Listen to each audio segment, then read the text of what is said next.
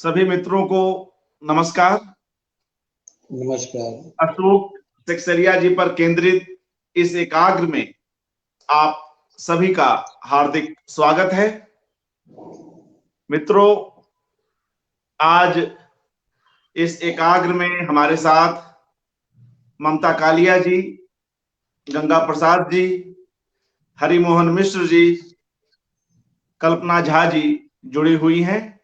मैं आप सभी की ओर से इन्हें नमस्कार करता हूं, इनका हार्दिक स्वागत करता हूं। नमस्कार। मित्रों, हमारे दो स्पीकर ममता कालिया जी और हरिमोहन मिश्र जी अभी शीघ्र ही हमसे जुड़ेंगे।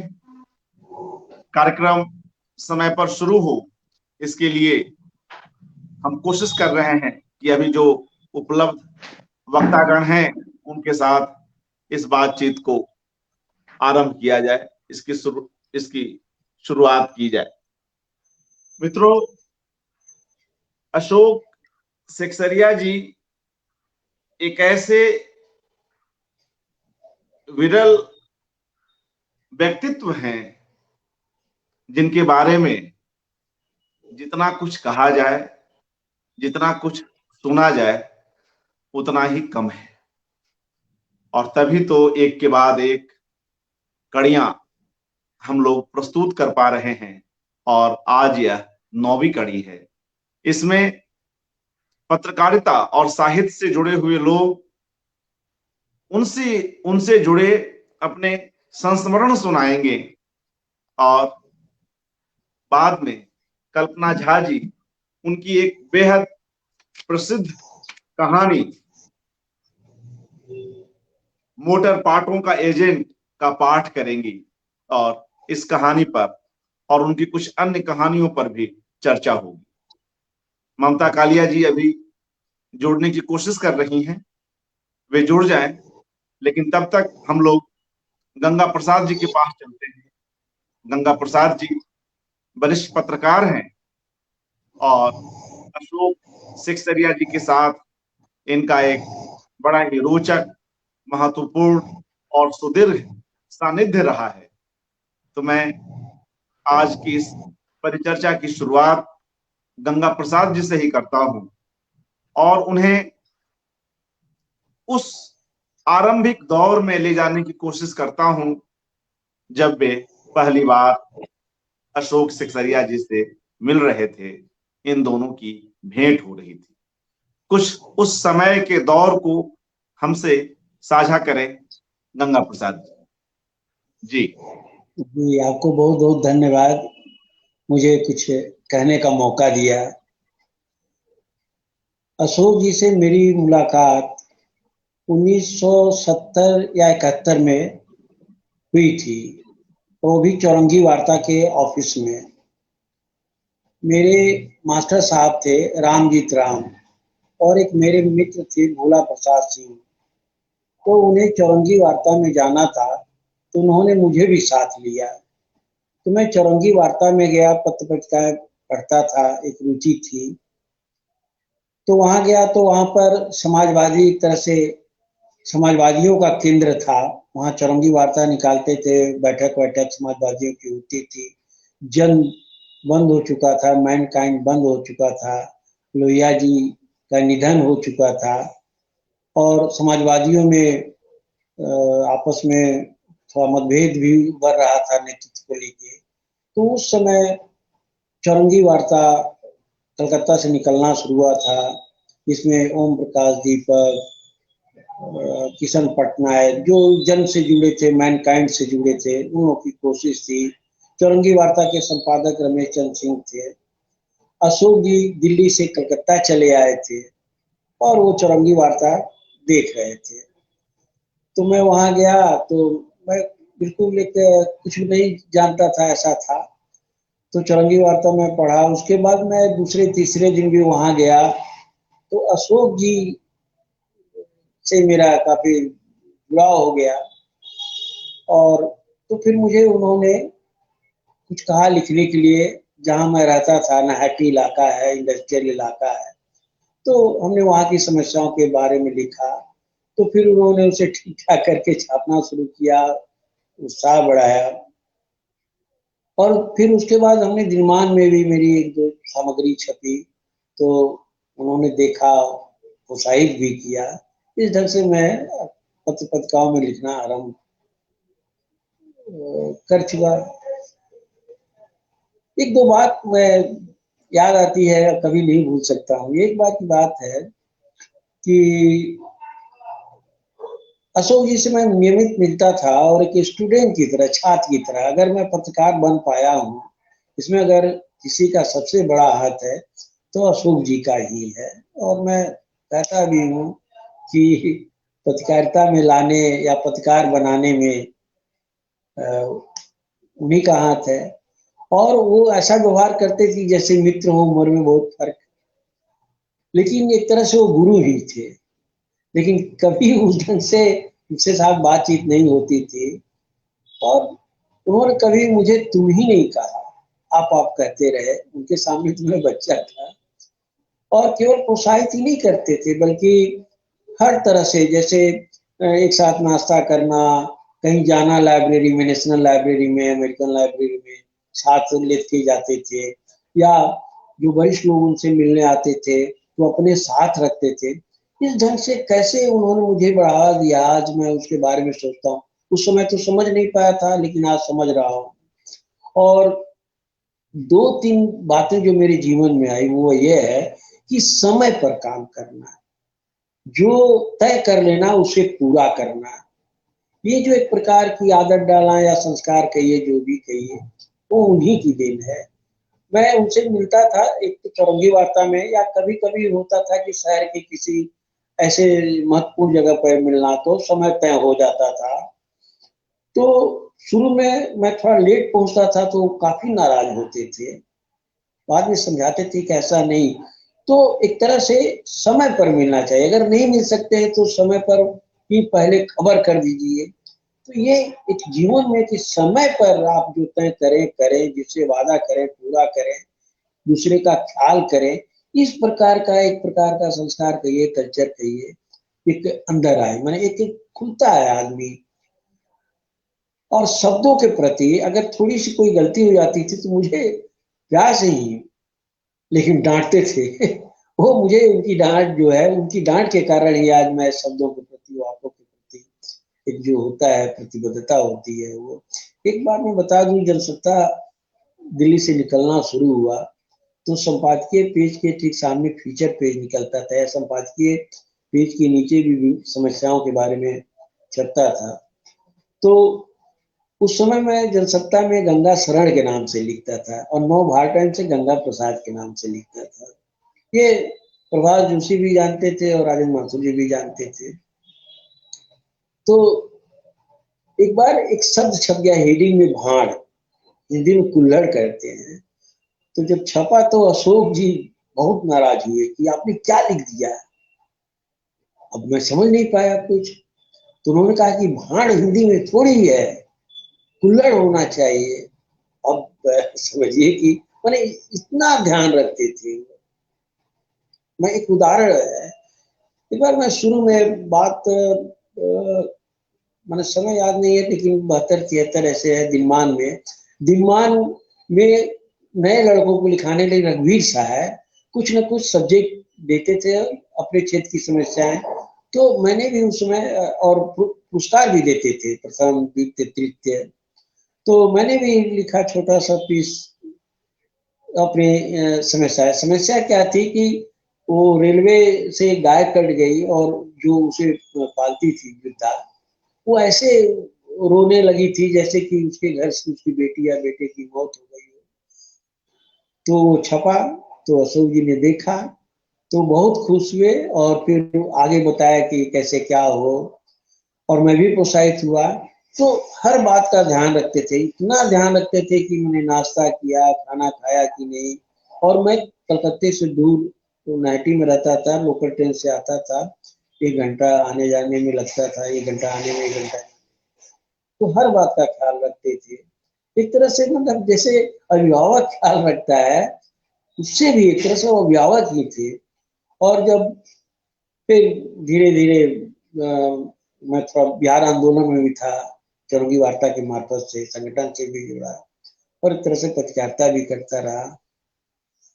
फिर पहले फ्रीलांसिंग का जमाना था, फिर हम आर्थिक मैंने फ्रीलांसिंग से मैं आर्थिक स्थिति मेरी ठीक नहीं थी, मेरे घर की आर्थिक स्थिति नहीं ठीक थी, तो फ्रीलांसिंग करके मैं अपना खर्चा निकाल लेता था, घर की भी मदद करता था। उस समय फ्रीलांसिंग का इतना महत्व था, तो फ्रीलांसिंग करके एक तरह से मैं स्टडी किया। उसके बाद तो जैसे नई दुनिया में लिखना शुरू किया, राजस्थान पत्रिका में लिखना शुरू किया, इतवारी पत्रिका में लिखना शुरू किया, रविवार में लिखना शुरू किया। हमारे सुरेंद्र प्रसाद सिंह जी थे, वो हमारे इलाके के ही थे, लेकिन कलकत्ता में रहते थे, उन्होंने भी प्रोत्साहित किया। रघुवीर सहाय ने भी पत्र लिखे, राजेंद्र माथुर ने पत्र लिखे।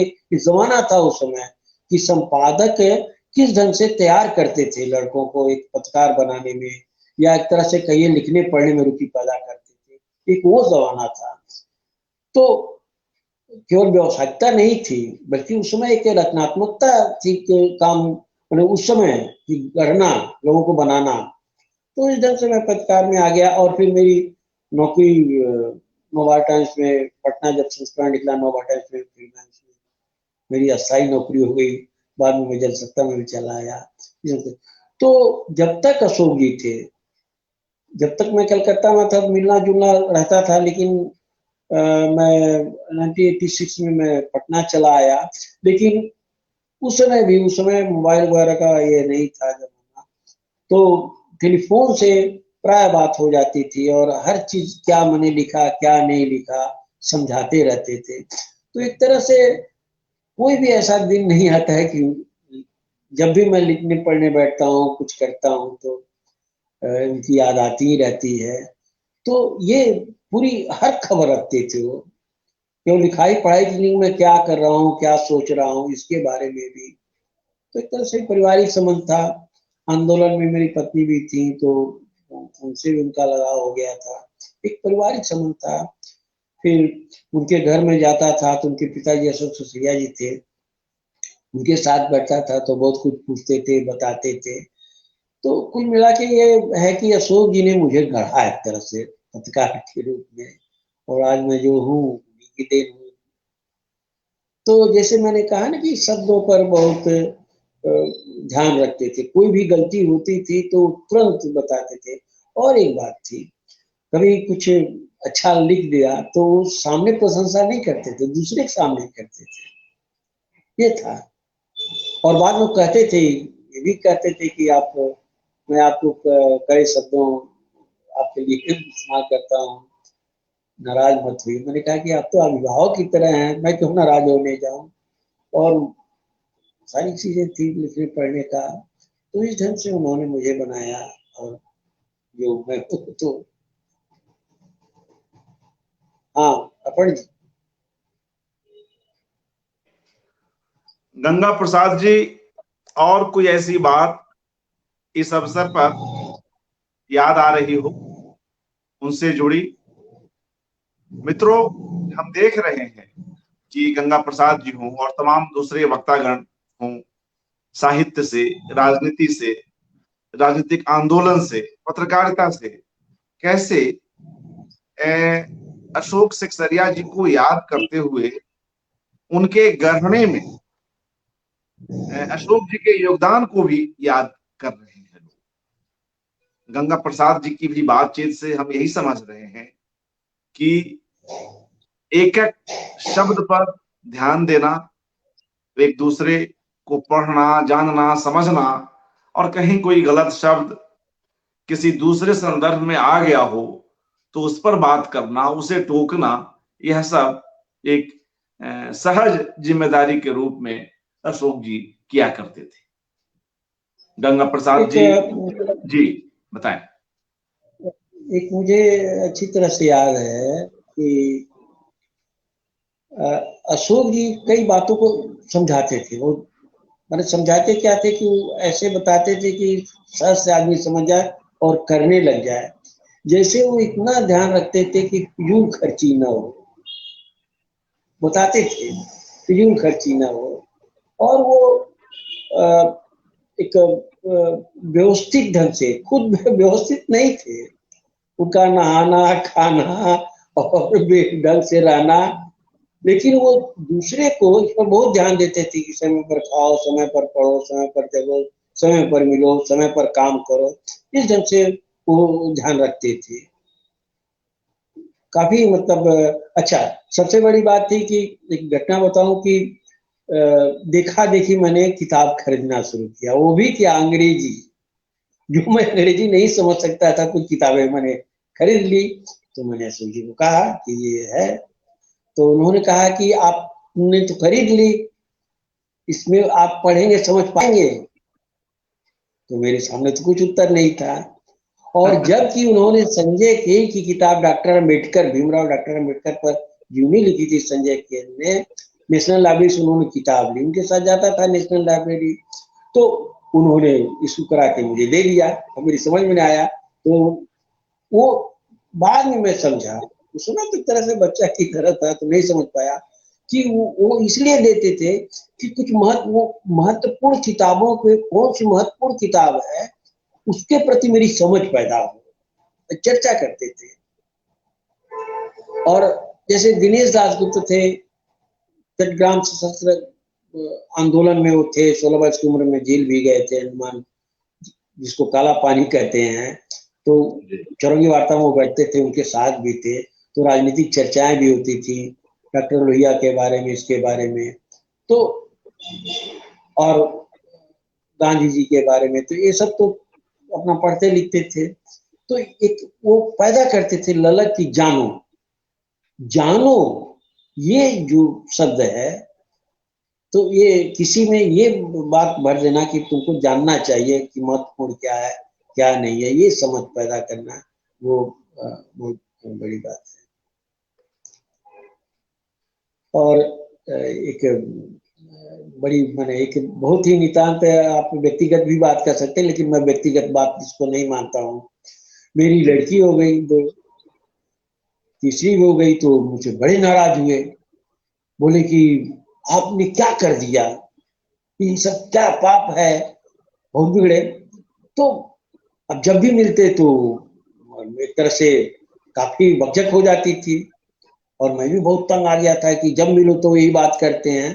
तो रमेश चंद्र सिंह थे, तो मैंने कहा कि रमेश जी से कि देखिए ना, अशोक जी से जब मुलाकात हो रही है 10 दिन 15 दिन से हम लोग केवल उलझ जाते हैं और झड़प सी बात होने लगती है, बात नहीं हो रही है। मैं बहुत दुखी हो गया। बोले किस बात को लेकर? मैंने बताया, बस बस छोड़ दीजिए अब। मैं तो पता नहीं क्या रमेश जी के उनके बीच क्या बात की थी। उसके बाद जब वो मिले तो बहुत मतलब बहुत ही प्यार से, सरल ढंग से, तो उन्होंने मुझे कहा कि थोड़ा सा मैं आपके साथ में हुआ बड़ा। एक्चुअल उनका कहना था कि संतान पैदा करने के मामले में भी एक समझ होनी चाहिए। अब सोचिए कितना गहरा रिश्ता है। तो एक इस ढंग से था। और वो अगर कहीं भी कुछ भी उनसे चूक हो जाती थी तो खुलेआम कहते थे कि नहीं नहीं, ये तो गलती हो गई, ये प्रवृत्ति थी। तो वही सब हम लोगों ने भी सीखा कि अगर कहीं एक बार गलती हो जाए तो उसको, अब तो अखबारों में भूल सुधार बहुत कम छपता है, लोग ऐसे ही चले जाने देते हैं। पहले तो था कि भूल सुधार भी छपता था, इसके बारे में था, उससे बातचीत की जाती थी। अब ये सब सारा कुछ खत्म हो गया।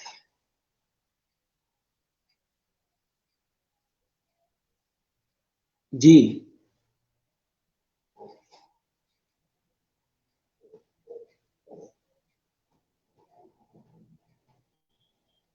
पापड़ जी।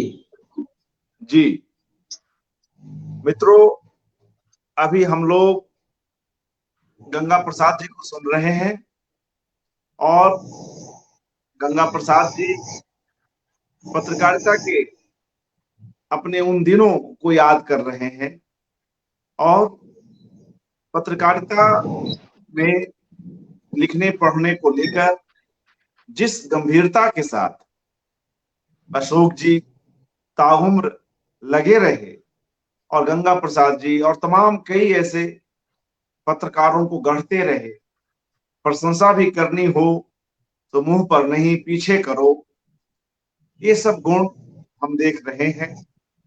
और ऐसे ही हम एक साहित्य में, एक जी, कोई और बात याद आ रहा है जो एक कहें? एक एक एक बात तो मुझे अभी बहुत अफसोस है। वो मुझे कहते थे कि आप अपने बारे में कुछ लिखिए, और उन्होंने 2-3 किताबें भी मुझे पढ़वाई थी। दया जी पवार की अछूत किताब पढ़वाई थी। तो वो मुझे तो समझ नहीं था, बाद में पढ़ लिया, बहुत सारी किताबें जैसे उन्होंने पढ़वाई। उसके बाद मुझे कहा कि आप अपने बारे में लिखिए, कैसे पढ़ाई लिखाई हुई, कैसे क्या हुआ, कहाँ क्या। तो हमने कहा कि नहीं नहीं, हम ये हम उनकी बात हमने नहीं मानी आखिर तक। और जब उनका निधन हो गया तो उसके बाद मुझे अफसोस हुआ कि अगर मैं लिख दिया होता, अगर उन्हें उसे ठीक ठाक कर दिया होता, तो एक वो मेरे लिए बहुत बड़ी ठाती होती। आज ये अफसोस मुझे रह गया है। तो इस ढंग से उनका ये सारी बात मैं मानता रहा, लेकिन ये बात मैंने नहीं माना। एक बार तो अशोक जी ने कहा कि मैं नहीं चाहता था कि आप पत्रकार बने।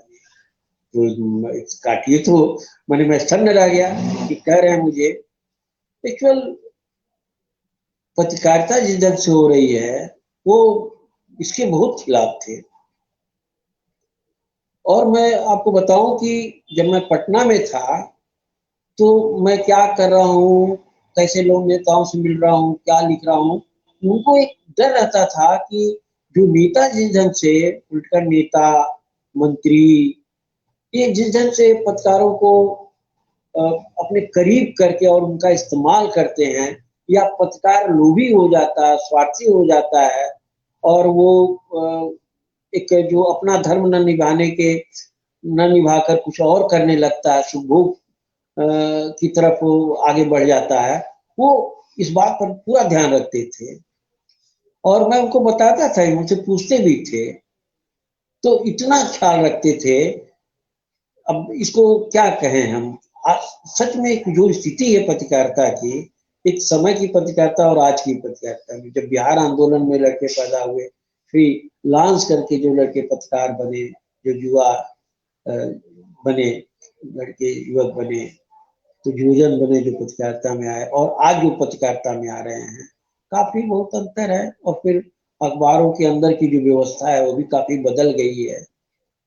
अब इसको विकास कहिए या विनाश कहिए, जो भी कहिए, अभिव्यक्ति देखिए, उस समय की अभिव्यक्ति के आज की अभिव्यक्ति में, उस समय के विषय में और आज के सब्जेक्ट में कितना अंतर आ गया है। हमने वो भी बात देखा है कि एक मध्य प्रदेश के किसी थाने में तितली नाम था, मुझे शायद ये है, कांड हुआ था थाने में रेप का। और उसमें दिनमान और रविवार इस मुद्दे को लेकर काफी उनके बीच विवाद हुआ था कि तस्वीर छपनी चाहिए कि नहीं छपनी चाहिए। तो उसमें बहस होती थी, चर्चाएं होती थी कि कैसे लिखा जाए, कैसे पढ़ा जाए। आज तो कुछ ढंग का है नहीं। पहले खबर ओरिएंटेड अखबार होते थे, आज विज्ञापन ओरिएंटेड अखबार हो रहे हैं। तो बहुत कुछ काफी फर्क आ गया है। ऐसे बात नहीं कि आज भी पत्रकारिता संघर्ष वाली पत्रकारिता नहीं हो रही है, लेकिन उसकी मात्रा घटी है मेरे ख्याल से। तो अशोक जी का ये रोष अखबारों पर प्रति दिन पर दिन उनका गुस्सा जो बढ़ रहा था, आज समझ में आ रहा है कि उसका कारण है, और वो कारण बहुत सही है। जी, जी अच्छा लगा आपसे बात करके गंगा जी। और पत्रकारिता का जो वर्तमान परिदृश्य है, वह कैसे काफी कुछ बदला है, बाजार के दबाव में भी आया है। और जी जी लगातार हम जिन मूल्यों को लेकर पत्रकारिता जगत में लोगों को उतरते हुए देखे थे, वे आज मूल्य कहीं ना कहीं काफी पीछे खड़े दिख रहे हैं। संपादक की जगह जो हम एक किसी नाम मात्र को एक संपादक बना देने की जो एक पूंजीपति कोशिश है, उसे भी हम देखते हैं। अशोक सेक्सरिया जी लगातार अपने लेखन में, अपनी वैचारिकी में इन चीजों को उठाते रहे और इन पर अपनी बात रखते रहे। अलग अलग विषयों पर भी वे लिखते रहे। कहानी के अतिरिक्त जो कई उनके महत्वपूर्ण वैचारिक आलेख हैं, उनमें हम देखते हैं कि विभिन्न विषयों पर एक सुसंगत दृष्टिकोण वे अपनाते हैं, जिसकी चर्चा अरविंद मोहन जी ने भी की। मित्रों, किसी कारण से ममता कालिया जी जुड़ नहीं पा रही हैं, तो हम ऐसा करते हैं कि या तो अभी पहले कहानी ही सुन लेते हैं, क्योंकि लगातार ममता जी कोशिश कर रही हैं, मगर वे हमसे जुड़ नहीं पा रही हैं, उनका वीडियो हम तक नहीं आ रहा है। कोई और ऐसी बात अगर याद हो गंगा जी तो बताइएगा। फिलहाल हम अशोक सेक्सरिया जी की कहानी को सुनते हैं कल्पना झा जी से, और बाद में फिर इस कहानी पर भी बातचीत होगी। हाँ, कल्पना जी। कहानी से तो मुझे एक बात याद आ गई। मैं लंदन में मेरी एक कहानी छपी और हीडिंग में छप गया काला आदमी। तो मैं तो बताया अशोक जी को, लंदन में तो मेरी कहानी छपी है। तो अशोक जी तो देखते ही भड़क गए, बोले ये क्या लिख दिया है, क्या हेडिंग बैठाया। उस समय मेरी समझ नहीं थी कि हेडिंग लिखने वाला नहीं, बल्कि जो सब एडिटर है, सब वो देखते हैं, वो बैठाते हैं, वो हेडिंग लगाते हैं। तो उसको मैंने कहा कि, तो उन्होंने कहा कि नहीं, आपने अंदर लिखा है काला आदमी। बोले कि आदमी काला, ये क्या आपने, मैंने उसका एक अर्थ सही नहीं है, गलत है। तो अब देखिए, तो उन्होंने बताया कि नहीं, शब्दों को आप जो लिख रहे हैं उसके प्रति सचेत हुई। तो जैसे भाड़ के प्रति उन्होंने बहुत नाराजगी जताई थी, तो काला आदमी के प्रति बहुत कहानी की बात आपने कही, तो इसलिए अचानक याद आ गई। जी बिल्कुल। जी, अब मित्रों, आगे। लेखकी कहानी में कई महत्वपूर्ण कहानियां हैं, और हर कहानी की अपनी एक खासियत है, अपना एक रंग है, एक खास विषय वस्तु है। मगर जिसकी ओर इशारा गंगा प्रसाद जी कर रहे हैं, शब्दों की मितव्ययिता और उसका सटीक उपयोग प्रयोग उनकी तमाम कहानियों में हमें दिखाई पड़ता है। अभी कल्पना झा जी जिस कहानी को पढ़ने जा रही हैं, उसमें भी बहुत ही खूबसूरती से कई ऐसे प्रसंग आते हैं, और उन प्रसंगों के माध्यम से कहानी बहुत ही रोचक तरीके से आगे बढ़ती है। उसकी अपनी एक खास तटस्थ मूल्यांकन है और एक संवेदनशीलता है, जिस पर हम आगे बातचीत करेंगे। पहले इस कहानी को सुन लेते हैं। कल्पना झा जी, जी कृपया। जी जी, नमस्कार अर्पण जी, प्रणाम गंगा प्रसाद जी। मैं खुद आधे घंटे से 26 मिनट से कोशिश कर रही थी जुड़ने की, और अब फाइनली थोड़ा सा स्टेबल हुआ है कनेक्शन। मुझे लगता है ममता जी को भी यही दिक्कत आ रही होगी। जी मैं जिस कहानी का पाठ करने जा रही हूँ उसका शीर्षक है मोटर पार्टों का एजेंट। उसने अपने उड़ते हुए बालों को एक बारगी समेटा और सहसा उसका मन उदास हो गया। कनपटियों से उसके बाल सफेद होने लगे थे और सामने से उड़ने लगे थे। वो अब युवा नहीं रह गया था। 33 वर्ष की उम्र निश्चय ही प्रौढ़ावस्था की शुरुआत थी। 33 और 23 में उसे खास फर्क मालूम नहीं पड़ता था, पर कनपटी के सफेद बाल और कपाल के उड़ते बाल। 10 वर्ष पहले भी उसका यही जीवन था। मोटर पार्ट्स की सेल्समैनशिप उसने 10 वर्ष पहले शुरू की थी और अब भी वही कर रहा है, और शायद जीवन भर यही करता रहेगा। घूमने का उसे शौक था और इस धंधे में वो अब तक खूब घूम चुका था। पहले रेल के प्लेटफॉर्म और ट्रेनें बहुत सुंदर लगती थी, पर अब इनके प्रति उसे कोई मोह नहीं रहा। प्लेटफॉर्म अब चहलकदमी की जगह नहीं रह गए थे, वे धंधे में शामिल थे, और उनकी गंदगी, हॉकरों का शोर उसे बुरी तरह उबाते थे। इन गत 10 वर्षों के बारे में वह कभी-कभी सोचता और कोशिश करता कि इन 10 वर्षों में उसमें क्या परिवर्तन हुए ये ढूंढ निकाले। उसकी तनख्वाह बढ़ गई थी, कमीशन की परसेंट बढ़कर 12.5% हो गई थी। और सबसे बड़ी बात, उसकी मां मर गई थी। मां दूर पंजाब में रहती थी और वह साल में कभी 15-20 दिनों के लिए मां के पास हो आया करता था। हर महीने के मनी ऑर्डर से बेचूक रुपए भेज दिया करता था। मां अब मर गई। तब उसे एक बार मुक्ति का भी एहसास हुआ। उसने सोचा, चलो अब वो एकदम अकेला रह गया है, कोई जिम्मेवारी, कोई झंझट उस पर नहीं है। पर इस भाव के साथ मां के बारे में ऐसा सोच सकने के लिए बहुत दुख भी हुआ। अपने अनजाने में भी ऐसा सोचकर उसने घोर अपराध किया था। इस अपराध को दूर करने के लिए जानबूझकर वह इलाहाबाद गया और संगम पर अस्थियां विसर्जित की। अस्थियां विसर्जित कर उसने सोचा कि वो अब ये मान सकता है कि अब वह अपराध मुक्त है। कभी कभी जीवन की इन विगत घटनाओं के बारे में सोचने पर उसे लगता कि वह अपने को कहीं बांधने की कोशिश कर रहा है, नहीं तो उसके पास कोई बंधन नहीं है। दायित्वहीन जीवन उसने खूब बिता लिया। होटलों का खाना और फिर एजेंटों के जीवन में जो कुछ होता है वो सब। प्रेम उसने नहीं किया। प्रेम उमगा था, पर प्रेम भी व्यावहारिक होता है। उसने कहीं पढ़ा था, प्रेम और मृत्यु से कोई बच नहीं सकता। वो जानता था ये बात सच थी। सच, इन दोनों से बचना असंभव था। जलपाईगुड़ी में जब वह अक्सर जाने लगा था, तब उसकी एक नेपाली लड़की से दोस्ती हुई थी। महीने में एक आध बार जलपाईगुड़ी जाना होता था और वो बंध रहा था। पर वह बंधा नहीं, क्योंकि केवल जलपाईगुड़ी ही तो नहीं जाना होता था। उस नेपाली लड़की ने किसी नेपाली ग्रेजुएट से शादी कर ली थी और अब कारशियांग में रहती थी। कारशियांग में वो उसका घर जानता था।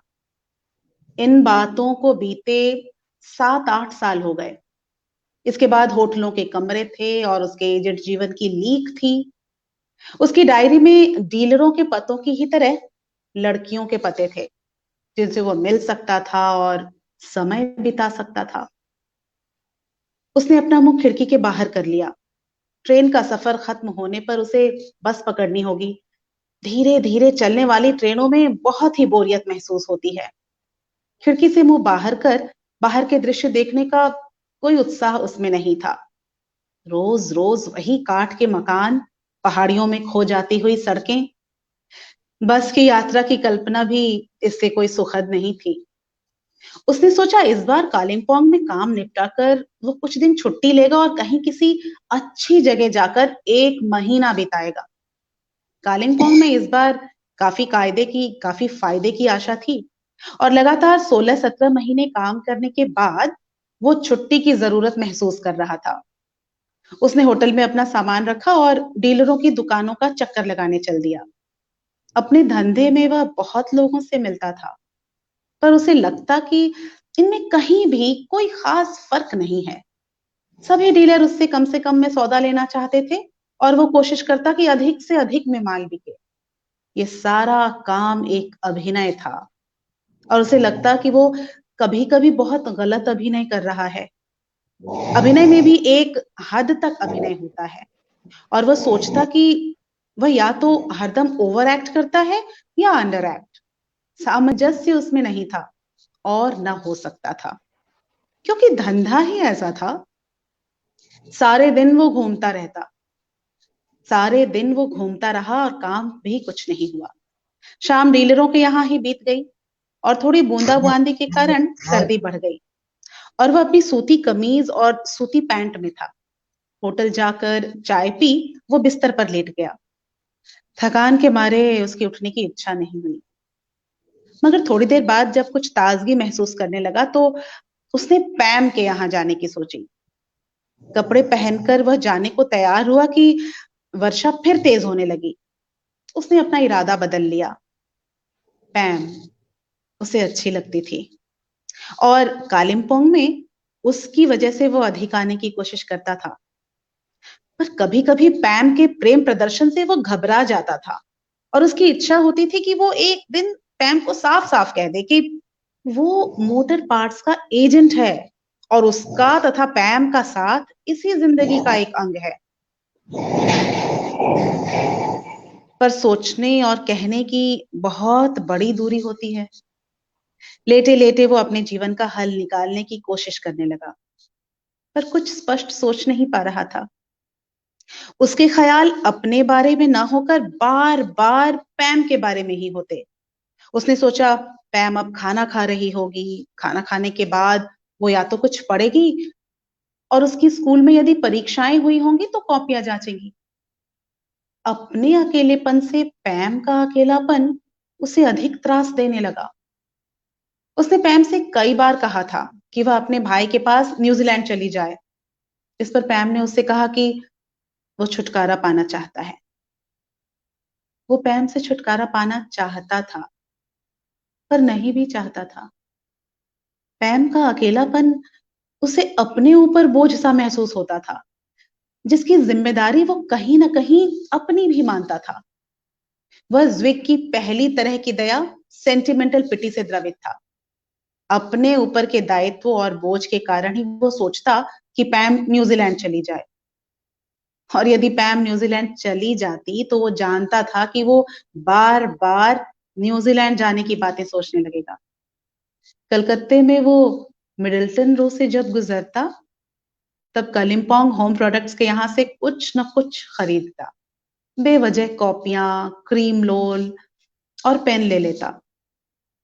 जब से पैम से परिचय हुआ था तब से इस दुकान से आत्मीयता हो गई थी।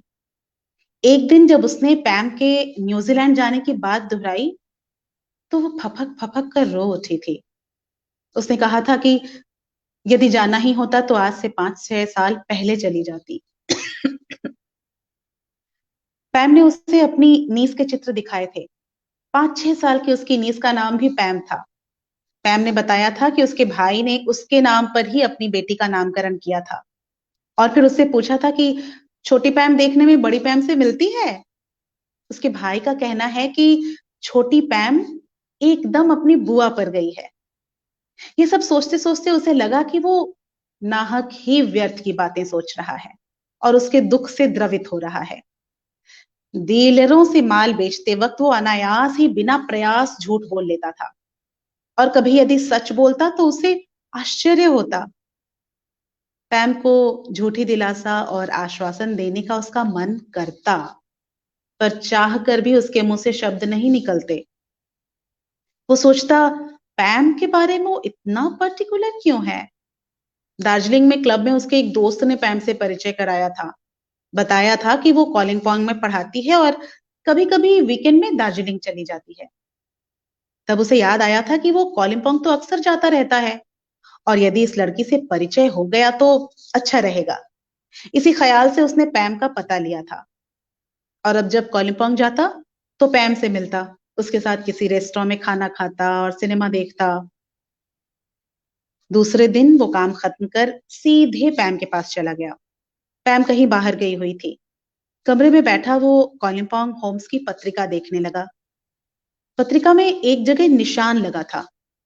जगह जगह से न्यूजीलैंड, कनाडा, केन्या, ऑस्ट्रेलिया और न जाने कहां कहां से जिन पुराने लड़के लड़कियों ने होम्स को पैसे भेजे थे उनके नामों की सूची थी। वेलिंगटन न्यूजीलैंड से रॉनी ट्रिग्स ने भी कुछ भेजा था। इसी नाम पर निशान लगा था। रॉनी ट्रिग्स पैम के भाई का नाम था। उसने सोचा पैम के लौटने पर वो पैम से कहेगा कि उसका भाई बहुत उदार है। पर इसके बाद उसने सोचा कि ये कहने पर पैम सारा समय अपने भाई की ही बात करने में गुजार देगी। कमरे में अकेला बैठा वो पैम की चीजें देखने लगा। नेपाली नौकर आकर पूछ गया कि चाय चाहिए। उसने कहा नहीं। वो ड्रॉर की चीजें देखने लगा। उसे कहीं एल्बम नहीं दिखा। पैम का एल्बम देखने की उसे तीव्र उत्सुकता थी। ड्रॉर में छोटे छोटे रुमाल थे, हेयर पिने थी, 2-3 लिपस्टिकें थी और टूटी हुई इमिटेशन मोतियों की माला के ढेर से मोती बिखरे पड़े थे। थोड़ी देर उलट पुलट कर उसका उत्साह खत्म हो गया। वो सोफे पर इत्मीनान से टेबल पर पांव पसार कर सिगरेट के कश खींचते खींचते पैम की प्रतीक्षा करने लगा। थोड़ी देर बाद पैम आई और पूछा, कब आए? उसकी उपस्थिति पर कोई उत्साह नहीं दिखाया। पैम अक्सर जब घर पर नहीं होती तब वह उसके घर पहुंचता और उसके थोड़ी देर इंतजार करने के बाद वो आती। उसे सोफे पर सिगरेट के कश खींचता देख कहती, कितनी देर से बैठे हो? रेडियो क्यों नहीं लगा लिया? नौकर से चाय क्यों नहीं बनवा ली? पर वो जब जब आता तब न रेडियो लगाता और न ही चाय बनवाता, बस इत्मीनान से सिगरेट पीता रहता। उसे याद आया उसने प्रेम को पत्र लिखा था, 24 को पहुंच रहा हूं, शाम को मिलूंगा, और आज 25 तारीख थी। पैम ने पूछा कि क्या वो कल आ गया था? वो झूठ बोलना चाहता था कि आज ही आया हूं और डीलरों के पास से सीधा तुम्हारे पास आ रहा हूं, मगर झूठ बोलने में खतरा था। कहीं कल दोपहर पैम या उसकी किसी मित्र ने उसे बाजार में देख लिया हो तो? वो बोला, कल आया। क्यों नहीं आ सका इसके बारे में बताना फिजूल था, क्योंकि पैम ये नहीं मान सकती थी कि वर्षा और सर्दी के कारण आदमी रुक सकता है। वो जानता था कि पैम को शंका थी कि वो उससे प्रेम नहीं करता। एक तरह से शंका ठीक भी थी, क्योंकि जिस अर्थ में पैम प्रेम को समझती है उस अर्थ में वह प्रेम नहीं करता था। उसे कभी कभी लगता कि वो फंस रहा है, साथ ही यह भी लगता कि वो फंस नहीं रहा है, और यदि फंस रहा है तो क्या बुरा है, उसे जीवन में कहीं ना कहीं तो टिकना था। वो पैम के पास सरक आया और बोला, नाराज हो? नहीं, नाराजगी किस बात की? तो चलो कहीं अच्छी जगह खाना खाएं और सिनेमा देखें। पैम राजी हो गई। वो जानता था क्यों राजी हो गई। पैम की यही बात उसे बहुत पसंद थी। रेस्टोरेंट में बढ़िया खाना खाने के बाद भी उनकी बातचीत में उत्साह न आया। उसने कहा, रॉनी ने होम्स को पैसे भेजे हैं, उसका नाम मैं पढ़ रहा था। इस पर पैम ने कहा कि ये बात तो वो पहले भी बता चुकी है। उसके कहने में भत्सना थी कि उसकी बात उसे याद नहीं रहती। सिनेमा में वे चुपचाप बैठे रहे। पैम अधिक देर तक चुप रह सकती थी, वो जानता था। काफी देर बाद पैम ने सहसा कहा, दिलीप, क्या मैं सुंदर नहीं हूं? इतनी देर की चुप्पी इस एक वाक्य में उमड़ आई थी। उसका मन हुआ वो कहे, और मेलोड्रामेटिक तरीके से कहे कि उससे अधिक सुंदर स्त्री से वो कभी नहीं मिला। पर वो चुप रहा और पैम की ही सोचने लगा। पर थोड़ी देर बाद उसने कहा, यहां अंधेरा है, दिया सलाई जलाकर देखता हूं। उसके यह कहने पर पैम बुरी तरह से हंस पड़ी थी। इस हंसी के साथ उसकी सारी चुप्पी और सारा अवसाद बह गया था। वो जानता था। पैम हंस रही थी। पैम ने कहा, डार्लिंग, यू आर क्यूट। अपनी सोच पर उसे खुशी हुई, साथ ही एक ऐसी अनुभूति हुई जो एक क्षण में सब कुछ का बोध करा देती है। वो बता देती है कि आदमी क्या चाहता है और क्या नहीं चाहता। उसने कहा, वो क्यूट नहीं है। यदि क्यूट हुआ होता तो अच्छा सेल्समैन नहीं होता। यदि क्यूट होता तो अच्छा सेल्समैन होता। थोड़ी देर रुककर उसने कहा कि वो अब एजेंट का धंधा छोड़ देगा। पैम ने पूछा, क्यों? मैं इसके लिए फिट नहीं हूं। तुम किसके लिए फिट हो? मैं नहीं जानता। पैम चुप रही। थोड़ी देर बाद दिलीप ने स्वयं ही कहा,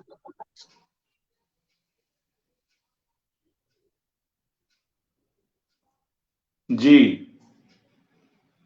मित्रों, कहानी बिल्कुल अपने अंतिम हिस्से में है, और मुझे लगता है कि कल्पना जी के यहाँ कनेक्शन कुछ कमजोर होने के कारण वे आगे अपना, हाँ जी कल्पना जी, कनेक्शन आ गया है जी। कहां तक सुन पाए थे? डार्लिंग, बहुत यू ही आर रोचक क्यूट। जी। थोड़ी देर रुककर उसने कहा कि वह अब एजेंट का धंधा छोड़ देगा। ठीक ठीक पैम ठीक। ने पूछा क्यों?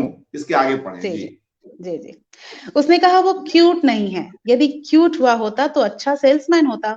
थोड़ी देर रुककर उसने कहा कि वह एजेंट का धंधा छोड़ देगा। पैम ने पूछा, क्यों? मैं इसके लिए फिट नहीं हूं। तुम किसके लिए फिट हो? मैं नहीं जानता। पैम चुप रही। थोड़ी देर बाद उसने स्वयं ही कहा, perhaps fit to be a devoted husband. उसने पैम के मुंह पर अपनी इस बात की प्रतिक्रिया देखने की कोशिश की, पर अंधेरे में कुछ साफ नजर नहीं आ रहा था। अपनी सीट पर बैठा वह उद्विग्नता से सिनेमा के खत्म होने की प्रतीक्षा करता रहा। सिनेमा छूटने पर उसे पैम का मुंह प्रकाश में देखना था। वाह बिल्कुल। देखिए मित्रों, कितनी रोचक, कितनी सधी हुई यह कहानी है, और जिस जीवंतता के साथ कल्पना जी ने इसे पढ़ा वह भी अद्भुत है। तो मित्रों, यह कहानी हमें बतलाती है कि अशोक सिकसरिया जी का कहानीकार किस कद का है। इससे हम यह अंदाज लगा सकते हैं कि अशोक सिकसरिया जी का कहानीकार कैसी कहानियां लिखता है। एक के बाद एक कहानी उठा लीजिए और पढ़िए, आनंद आ जाता है। एक तो जो लेखन या टेक्स्ट का जो आनंद है, जो प्लेजर है, प्लेजर ऑफ टेक्स्ट है, जिसकी बात रोला बार्थ बार बार करती है, प्लेजर ऑफ टेक्स्ट की, तो वह प्लेजर ऑफ टेक्स्ट भी हमें अशोक सिकसरिया जी की कहानियों में मिलता है। कल हमने विकल्प कहानी का पाठ सुना अलका सराबगी जी से, उस पर भी चर्चा हुई। आज मोटर पाटों का एजेंट कहानी अभी कल्पना झा जी के माध्यम से हमने सुनी, और भी इनकी कई ऐसी कहानियां हैं जिस पर कल कुछ चर्चा हुई। कुछ और कहानियों पर हम यहाँ चर्चा कर सकते हैं। कुछ एक नोट मैंने लिए हैं, मैं कुछ बात करता हूं। मित्रों, यह जो लेखकी संग्रह है, इसमें संकलित कहानियों को पढ़िए तो भाषा को लेकर और कथ्य को लेकर अशोक सिकसरिया जी जिस गर्माहट के साथ आते हैं वह अद्भुत है। यह कहानी जो भी हमने पढ़ी सुनी, मोटर पाटों का एजेंट, मैं इसे 2-3 बार पढ़ चुका हूं, आज पुनः आद्यांत सुना, और जितनी बार सुनिए लगता है कई कई तहें खुलने को शेष है। इसमें व्यक्ति का जो अंतर्द्वंद है वह भी बखूबी उभर कर आता है। वहां ऐसी ईमानदारी है कि आप उससे प्रभावित हुए बगैर नहीं रह सकते। आत्मान्वेषण उनके यहां बहुत ज्यादा है, उनके पात्रों में, और अकेले व्यक्ति के भटकाव को वे बहुत ही सजीव ढंग से सामने लाते हैं। वह इस कहानी में भी हमें आज दिखाई पड़ी, मोटर पाटों का एजेंट। और जो किसी व्यक्ति की छोटी छोटी इच्छाएं हैं, उसकी जो अपनी कल्पनाशीलता है, उसमें कहानी कैसे आगे बढ़ती है, इसे भी हम देख पाते हैं। उनके पात्र भी मित्रों बिल्कुल विशिष्ट होते हैं। चाहे देश विदेश कहानी को ले लीजिए, चाहे रंदबू कहानी को ले लीजिए, चाहे लेखकी कहानी को ले लीजिए, चाहे विकल्प कहानी को ले लीजिए, हर पात्र में कुछ ऐसी विशेषता है कि आप उसे भूल नहीं सकते, और संवेदनशीलता भी बहुत ही सूक्ष्म रूप से हमारे सामने आती है। आत्मान्वेषण तो खैर है ही। इसी कहानी में जिसका अभी पाठ हुआ, मोटर पार्टों का एजेंट, इसमें भी एक जगह कहानी में प्रसंग आता है कि अभिनय में भी एक हद तक अभिनय चलता है। वहां स्त्री पुरुष संबंधों में जिस तरह की बराबरी है, जिस तरह की पारदर्शिता है, वह भी हमारा ध्यान खींचती है, क्योंकि वहां दोनों ही पात्र, स्त्री भी और पुरुष भी, एक दूसरे को भली भांति समझ रहा है। हम जानते हैं कि अशोक जी की कहानियां कई महत्वपूर्ण पत्रिकाओं में पहले छपी, कृति में, कल्पना में, कहानी में, गुणेंद्र सिंह कंपानी के नाम से, तो फिर इनके अपने नाम से। लिख की कहानी भी एक ऐसी ही कहानी है जिस पर कल चर्चा हुई। देश विदेश में भी मारवाड़ी समुदाय का जो देश है, जो राजस्थान है, उसको लेकर जिस तरह के बदलाव होते हैं, जिस तरह का एक मन में, उस व्यक्ति के मन में उसको देखने की उत्सुकता है, एक रोमांटिसिज्म है, वहां जाकर वह किस तरह से उसका जो वास्तविकता से साक्षात्कार होता है, वह भी उस कहानी में बहुत ही बेहतर ढंग से आ पाया है। मुझे लगता है कि जीवन मात्र को उकेरने का जो एक लक्ष्य है, वह अशोक सिकसरिया जी का कहानीकार करता रहा है। वहां जीवन का सौंदर्य भी है और उसकी ललक भी है, उसमें सेंस ऑफ ह्यूमर भी।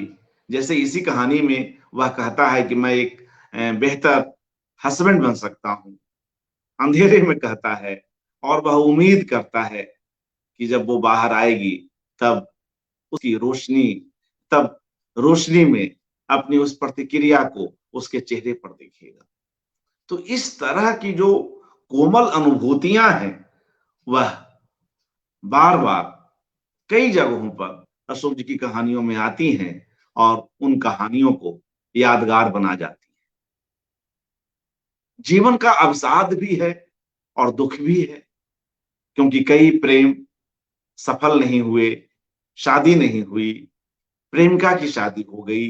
वे उन घरों को जानते हैं, वे मतलब अशोक सिकसरिया जी की कहानियों के पात्र उन घरों को जानते हैं जिनमें उनकी प्रेमिकाएं अपने पति के साथ रह रही हैं। कभी ट्राम से, कभी ट्रेन से वे पात्र उन अपनी प्रेमिका के घरों को देख रहे होते। तो एक जो पुरुष की जो एक सहज चेतना है, या एक सहज भाव है, या उदासी है, या कोई अधिकार बोध उस तरह से नहीं है उनके यहाँ। उनके पुरुष पात्रों में अधिकार बोध नहीं है। वहां महिलाओं की भी उतनी ही जगह है। कहीं कहीं विनोद है, कहीं कहीं एक दूसरे को छेड़ने की जो एक विट होता है वह है। और एक बहुत ही अच्छी कहानी जो इस संग्रह के अंत में है, बिल्डिंग नाम से, वह भी अपने आप में एक अभूतपूर्व कहानी है, क्योंकि नायक और नायिका दोनों बचपन से ही साथ पल बढ़ रहे हैं, और नायक कई तरह का जो एक परवर्ती किशोर भाव होता है और आरंभिक युवा भाव जो होता है उसके बीच चल रहा है। वह उस लड़की को कहीं पसंद तो कर रहा है, मगर उसकी वह जो पतली है, या उस पर कहिए कि उस तरह से कुछ कमी है, तो जिसको लेकर भी वह उसे चिढ़ाता है, मगर भीतर ही भीतर वह उसे प्रेम करता है, जो उसके दोस्त की पत्नी, दोस्त की बहन है। और एक वह यह भी सोचता है, बिल्डिंग कहानी का नायक, कि लोग तो एक मोहल्ले में भी प्यार करते हैं तो लोग किस तरह की बात करते हैं, मैं तो एक बिल्डिंग में ही प्यार कर रहा हूं। वह चौथी मंजिल पर है और जो नायक है वह दूसरी मंजिल पर है। बहुत ही एक गजीन बुनावट ली हुई कहानी है बिल्डिंग। और यह अंत, इस कहानी का अंत, बिल्डिंग कहानी का अंत कहीं ना कहीं सुखद ही है। यह एक खास बात है, क्योंकि अशोक सिकसरिया जी की अधिकांश कहानियों में जो प्रेम है वह अंततः विलगाव को प्राप्त होता है, लेकिन बिल्डिंग कहानी में ऐसा नहीं है। तो वो जिस तरह से अंत करते हैं अपनी कहानियों की, उसका भी अपना एक खास महत्व है। क्योंकि बिल्डिंग कहानी कुछ हटकर है और इनकी दूसरी प्रेम कहानियों की तुलना में इसमें सुखांत का भाव है। तो मैं इसका एक अंतिम अंश पढ़ देता हूं और इसके बाद कुछ और बातचीत उनकी कहानियों पर करते हैं। अंतिम अंश बिल्डिंग कहानी से। चूल्हे पर चढ़ी चाय और दिलीप को बिना चाय पिए जाता देख मुन्नी को दुख नहीं हुआ। अब जो इस तरह के भाव हैं कि नायक बाहर चला गया है, नायिका उसे खिड़की से देख रही है, चौथी मंजिल से देख रही है, और वह यह काम अपने किशोर वय से कर रही है। नायक को पता है कि नायिका उसे देखती रही है, और आज जब वह नौकरी कर रहा है और जब वह यह निश्चय करके आया है कि मुन्नी से शादी करेगा, विवाह करेगा, तब कहानी की शुरुआत वहीं से होती है और कहानी पूरी फ्लैशबैक में चलती है। तो आज जब वह यह स्पष्ट अपने मन का भाव नायिका के ऊपर रख देता है, तो यह जो बचपन की जो दोस्ती है, जिसमें एक दूसरे को चिढ़ाने की कोशिश है, एक दूसरे की शारीरिक सीमाओं का एहसास कराने की कोशिश है। नायक उसकी जब कमजोरी बतलाता है कि तुम दुबली पतली हो और कई चीजें, तुम्हारी हाथ की नसें दिखाई पड़ती हैं, वह यह कह रहा है। लेकिन जब वह नौकरी के लिए बाहर बेंगलोर जाता है, तब वह उन्हीं नसों को याद भी कर रहा होता है। देखिए अशोक सिकसरिया जी की संवेदनशीलता देखिए प्रेम में। और नायिका को भी मालूम है कि वह यह सब मुझे चिढ़ाने के लिए कह रहा है। कहीं भीतर ही भीतर वह यह भी जानती है कि यह मुझसे प्रेम करता है। और जब नौकरी करते हुए छुट्टी लेकर वह यह कहने के लिए अपने घर आता है, उस बिल्डिंग में आता है और इस सारी बातचीत होती है, तो ऐसे में शादी के इस प्रस्ताव, दिलीप के द्वारा शादी के प्रस्ताव पर मुन्नी के किस किस तरह के रिएक्शन होते हैं, इसकी बहुत ही बारीकियों में जाते हैं अशोक सिकसरिया जी। वह अपने आप में अद्भुत है। चाय की बात होती है और जब नायक कहता है कि शादी मुझे तुमसे करनी है, तब वह कहती है कब करनी है। फिर वह अचानक विषय को बदल देती है कि तुम बेंगलोर से आए हो, मेरे लिए कोई साड़ी लाए हो। फिर वह कहता है कि क्या साड़ी लाना विवाह के लिए कोई शर्त होती है क्या? इस तरह की फिर वो नाराजगी भी होती है।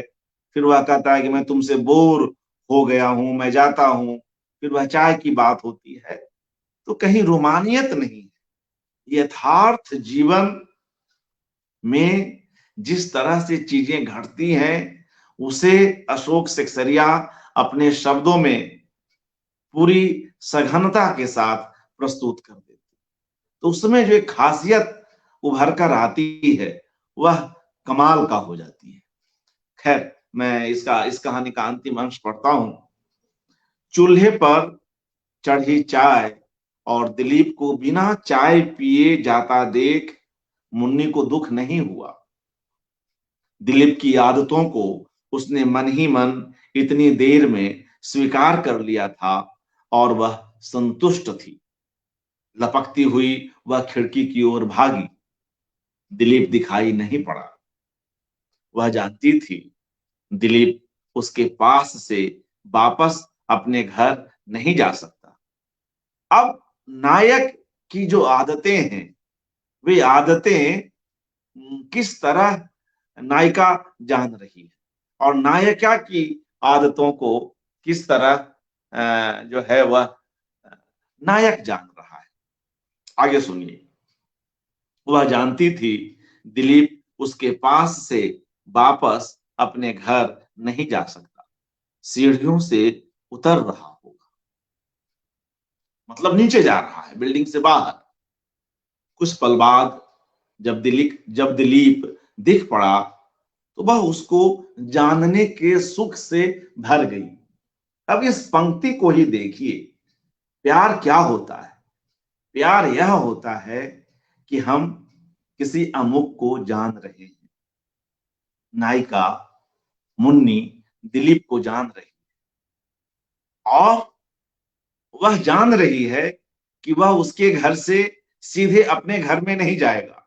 अगर एक ही बिल्डिंग में अलग अलग मंजिलों पे ये दोनों रहते हैं और वो अपने घर में सीधा चला जाएगा, चौथी मंजिल से दूसरी मंजिल के अपने घर में, अपने फ्लैट में, तो कहां दिखाई पड़ेगा उसे। वह बाहर जाता है और मुन्नी को यह मालूम है कि दिलीप ऐसा ही करेगा और दिलीप ऐसा ही करता है। तब जो वह अनुमान लगाई हुई थी मुन्नी कि ऐसा कुछ होगा, तो इस जानने के सुख से मुन्नी भर जाती है। ऐसे कई वाक्य पूरी कहानी में आपको दिखाई पड़ेंगे जहां कैसे एक सिद्धहस्त कहानीकार अपनी बात रखता है, अपने पात्रों को इस तरह से अभिव्यक्त करता है, उसके हृदय की इन गहराइयों में जाता है, हम देखते हैं। फिलहाल इस कहानी की बात करें। आगे वे लिखते हैं, अपनी बात सही निकलने का उल्लास उसे, मतलब मुन्नी को, आह्लादित कर गया। थोड़े कदम आगे जाकर दिलीप एकदम सीधे उसकी ओर पलटा और उसने अपने जूते मिलाए, सैल्यूट मारी, फिर मुंह के पास हाथ ले जाकर उसकी ओर चुंबन फेंका।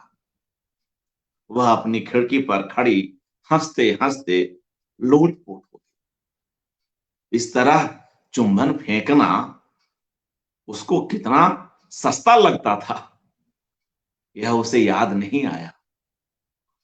अपने आदमी के हंसोड़पन पर, अब ये सेंटेंस देखिए, अपने आदमी के हंसोड़पन पर जिस तरह औरत खुश होती है, उसी तरह वह खुश थी। दोनों की शादी नहीं हुई है, लेकिन गृहस्थी से उपमा लेकर आते हैं अशोक सिकसरिया जी, क्योंकि ये दोनों इतने घुले मिले हैं, बचपन के दिनों से साथ पले बढ़े हैं और हर तरह की हरकतों में शामिल रहे हैं, एक दूसरे को बड़े होते हुए भी देखे हैं, महसूसे हैं। तो यहाँ जो एक मैच्योरिटी है और प्रेम निवेदन कितने समय के बाद हो रहा है।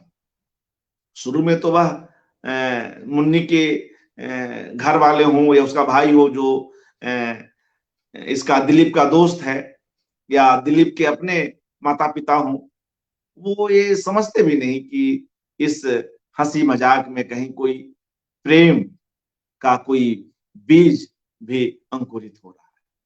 मगर प्रेम अंकुरित हो रहा है। बेहद चिर परिचित परिवेश में ऐसी प्रेम कहानी लिखना, मुझे लगता है अशोक सिकसरिया जी के ही बस की बात है। बेहद आसान कहानी समझने के स्तर पर, आनंद उठाने के स्तर पर, मगर इसको लिखने के स्तर पर जाइए, शुरू से अंत तक कहानी को पढ़ जाइए, तो जिस तरह से बहुत सूक्ष्मता के साथ एक एक बात को यहाँ पर उठाया गया है, जिस तरह से उन्हें वर्णित किया गया है, वह महत्वपूर्ण है। वे लिखते हैं, अपने आदमी के हंसोड़पन पर जिस तरह औरत खुश होती है, उसी तरह वह खुश थी। मुन्नी जो अभी औरत नहीं बनी है, मुन्नी जिसकी अभी शादी नहीं हुई है, मुन्नी जो संभवतः गृहस्थ जीवन में प्रवेश करे, दिलीप के साथ करे। आसान अंत अशोक सिकसरिया जी की कहानियों में नहीं है। आसान या घोषित अंत किसी भी कहानी के लिए कोई बेहतर अंत नहीं कहा जा सकता है। अंत खुले ही हों, अंत की व्याख्या पाठक अपने अपने हिसाब से करे, यही उचित है। आगे वे लिखते हैं, दिलीप अपनी रस्म अदा कर चल दिया, मतलब उसे फ्लाइंग किस करता है। उस समय, जिस समय की यह कहानी होगी, इसमें कहानी का वर्ष नहीं दिया गया है। अब दिलीप एक तो सामने आकर अकेले, जब मुन्नी अपने घर में अकेले है, तब उसे प्रेम का निवेदन करता है और कई चीजें घटती हैं। बहुत सुंदर तरीके से उसका पूरा वर्णन है, उसे फिर विस्तार में जाना पड़ेगा। और अंत में जब वह नीचे उतरता है तो उसे फ्लाइंग किस भी भेजता है, जिसके लिए अशोक लिखते हैं कि दिलीप अपनी रस्म अदा कर चल दिया, थोड़ी देर ओझल न होने तक वह उसकी नफीस पीठ देखती रही। थोड़ी देर ओझल न होने तक वह मुन्नी उसकी, दिलीप की नफीस पीठ देखती रही। और फिर उसने बड़ी उदारता से, जैसे औरतें कभी कभी सास का आदर करने की, पति की बात मान लेती हैं, सोचा कि वह दिलीप को प्रिसाइड करने देगी, दिलीप को प्रिसाइड कर लेने देगी। अभी जो प्रिसाइड कर लेने देगी, अध्यक्षता कर लेने देगी, अब प्रेम में इस तरह से लिखना एक बड़ी बात है। और कहानी में जो ये प्रिसाइड शब्द आया है, प्रिसाइड कर लेने देगी, वह यह शब्द कहानी की शुरुआत में भी है, जब वह मुन्नी हंसी हंसी में ही यह कहती है कि तुम सोफे के बीच में बैठो, प्रिसाइड करो। तो अपने संभावनाशील या अपने भविष्य के पति का रूप मुन्नी दिलीप में देखती है और उसे कहती है कि तुम यहां बैठो, प्रिसाइड करो।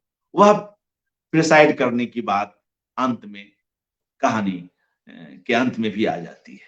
तो इस तरह से इन शब्दों और ऐसे संवादों के माध्यम से अशोक सिकसरिया अपनी कहानी को बुनते हैं। और उनकी जो प्रेम कहानियां हैं, मुझे लगता है वे बेमिसाल हैं।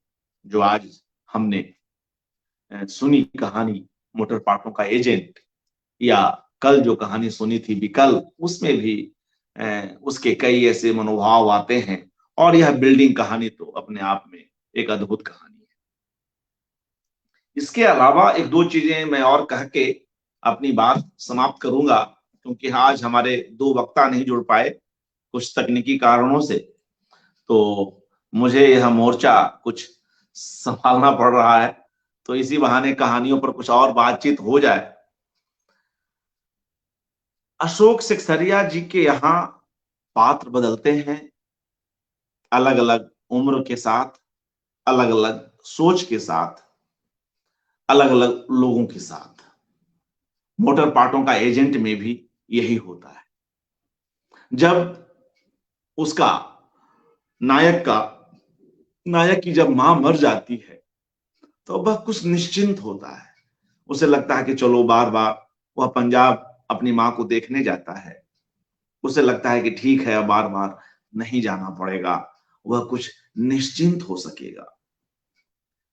तो इस तरह की बात भी आती है, जिसको कल अलका जी भी कह रही थी। और भी आप अगर अशोक सिकसरिया जी की कहानियों की आलोचना पढ़ें तो वहां पाएंगे कि खुद को छीलने की बात कैसे बार बार आलोचक करते हैं उनकी कहानियों के पात्रों को लेकर। लेकिन वही व्यक्ति, इसी कहानी का पात्र, मोटर पाटों का जो एजेंट है, वह अपनी मां की अस्थियों को इलाहाबाद ले जाकर विसर्जित भी करता है और तमाम जो भी उसके ऊपर दायित्व हैं उनका भी पालन करता है। जब इस तरह की बात आती है कि चलो हमें मुक्ति मिली, एक जगह मुक्ति शब्द भी आता है, तो मुझे मन्नू भंडारी की कहानी मुक्ति की याद आती है। वह भी एक बेहद सशक्त कहानी है मन्नू भंडारी की, जिसमें एक पत्नी लगभग 8-9 महीनों से अपने पति की सेवा करती हुई बुरी तरह से थक चुकी है, दिन रात एक कर चुकी है। न उसके पति को चिंता है, न उसके ससुराल वालों को चिंता है कि इसे भी आराम करने की आवश्यकता है या इसे भी नींद चाहिए।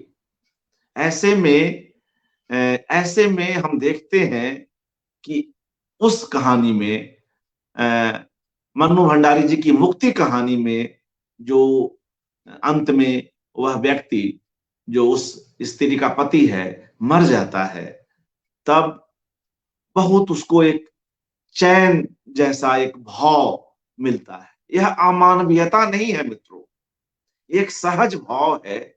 और हर व्यक्ति के कोने में अगर घुसकर देखिए तो ऐसे भाव आपको दिखाई पड़ेंगे।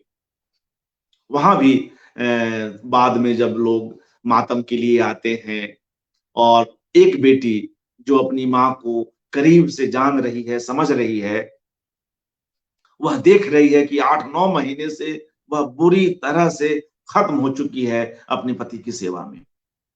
एक दूसरी बेटी जो बाहर से आती है, वह कहती है कि अरे यह हमारी माँ को क्या हुआ है। तमाम औरतें और पुरुष अलग अलग हिस्सों में बंटकर बैठे हुए हैं मातम कुर्सी के लिए और माँ सो रही है। तब जो वह बेटी है जो उसके साथ रह रही थी और तमाम संघर्षों को देख रही थी, वह कहती है कि नहीं, इसे सोने दो। इतने महीनों तक अपने पति की सेवा करते हुए नींद क्या होती है इसने जाना ही नहीं, और वह महिला सो रही है।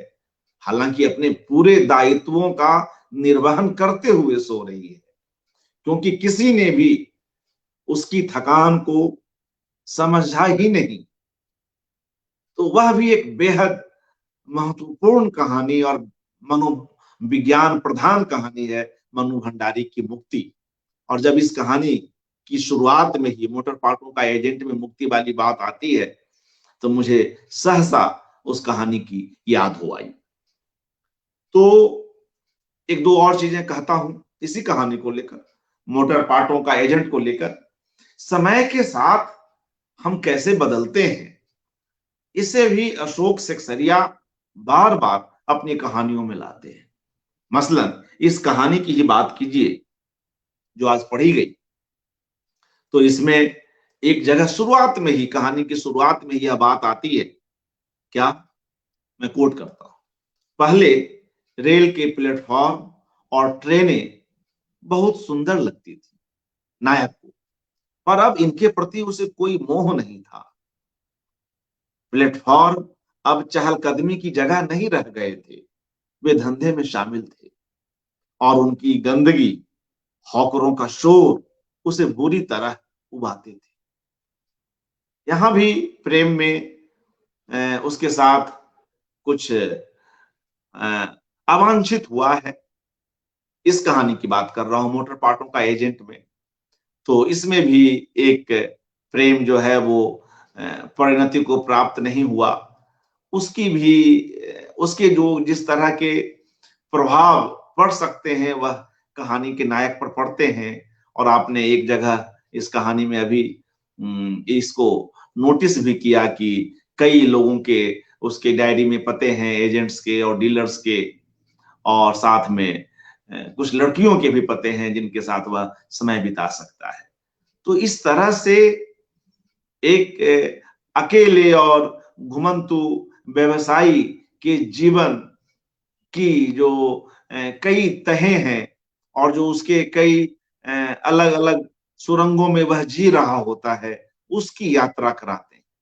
मगर इसके साथ उस व्यक्ति के भीतर कितनी आवेशमयता है, उसके अंदर कितनी गर्मजोशी है। और जो दूसरी नायिका जो बाद में आती है, दोस्त जैसी कह लीजिए, उसको लेकर वह जिस तरह से सोचता है वह अपने आप में अद्भुत है। समय भी जो है अशोक सिकसरिया जी के यहाँ एक परिवर्तनकारी एजेंट के रूप में बार बार आता है उनकी कहानियों में। और लेखकी कहानी को भी देख लीजिए तो वहां भी जो लेखन को लेकर जिस तरह का एक रहस्य या जिस तरह की एक विलासिता का माहौल रच दिया जाता है, उसके बरक्स बिल्कुल एक धूर विरोधी दिशा में वे अपनी बात रखते हैं कि किस तरह से जीवन से जीकर, जीवन के बिल्कुल समीप होकर हमें रचनाकार होने की जरूरत है। तो एक हम वह भी देखते हैं।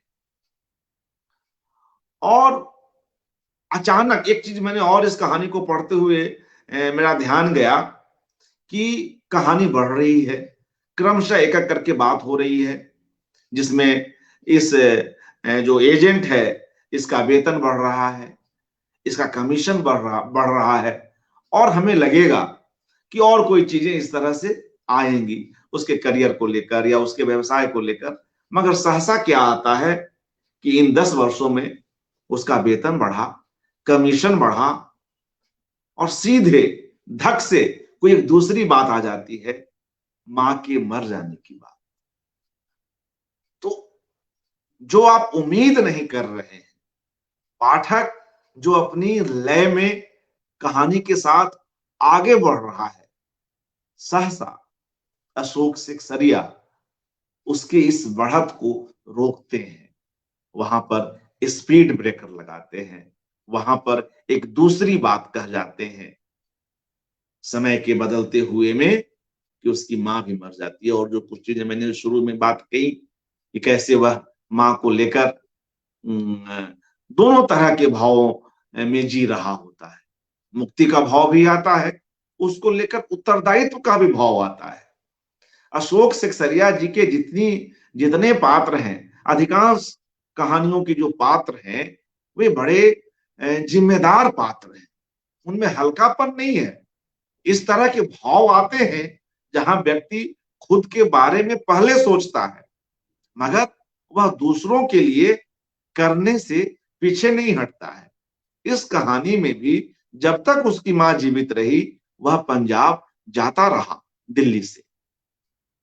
हाँ, मर जाने के बाद दिमाग के किसी एक कोने में, हृदय के किसी एक कोने में यह बात आई। तो इस स्वाभाविक बात को भी अशोक सिकसरिया नोटिस में लेते हैं और हम सभी के समक्ष लाते हैं।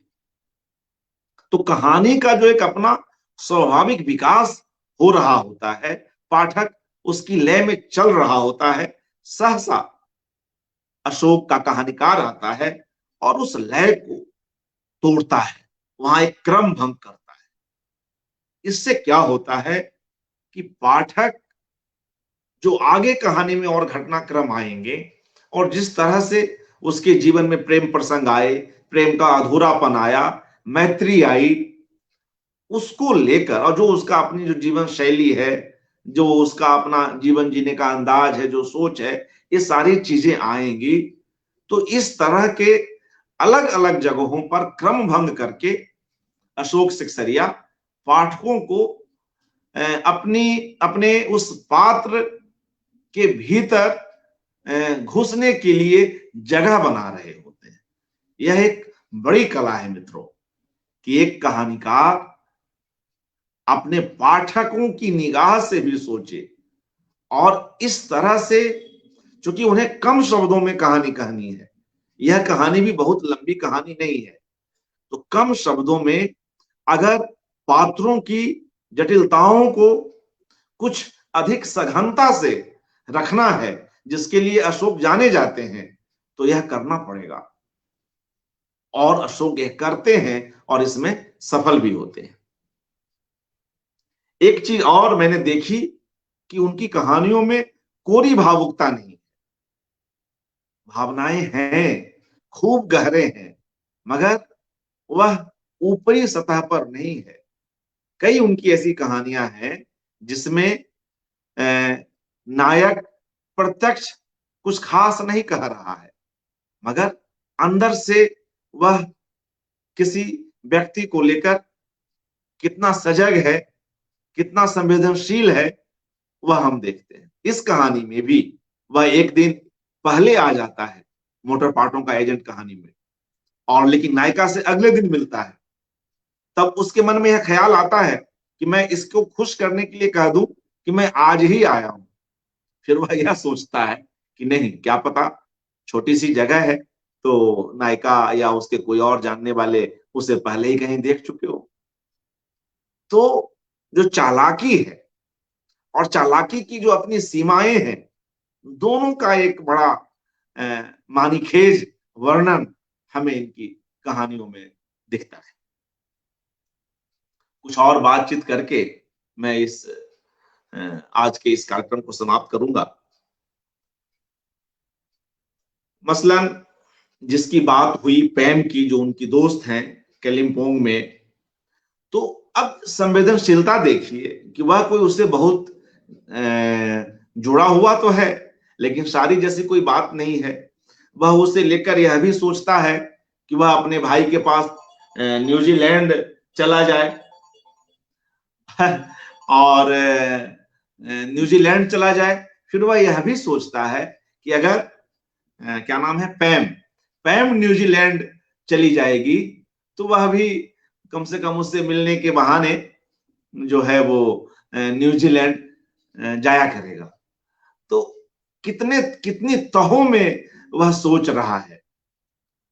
तो एक चीज, दूसरी चीज कि पैम के प्रति उसके अंदर किस तरह की आत्मीयता है, और यह इसका एक बड़ा रोचक, बड़ा स्वाभाविक, और मुझे लगता है कि हम सभी अपने जीवन में इस तरह से करते ही हैं कि जब उसे पैम से, जो कालिम्पोंग में रहती है, उससे जब उसको अपनत्व होता है, तो कलकत्ता का जो मिडलटन रोड है उसमें एक स्टोर है जिसका नाम है कालिम्पोंग होम प्रोडक्ट्स।